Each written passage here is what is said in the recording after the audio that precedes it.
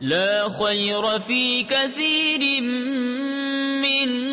نجواهم إلا من أمر بصدقة أو معروف أو إصلاح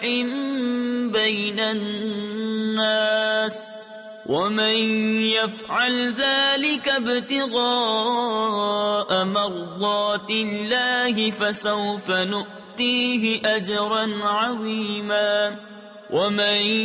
يشاقق الرسول من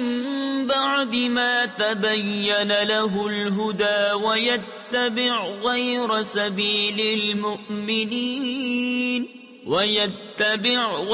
سبيل المؤمنين نوله ما تولى ونصله جهنم وساءت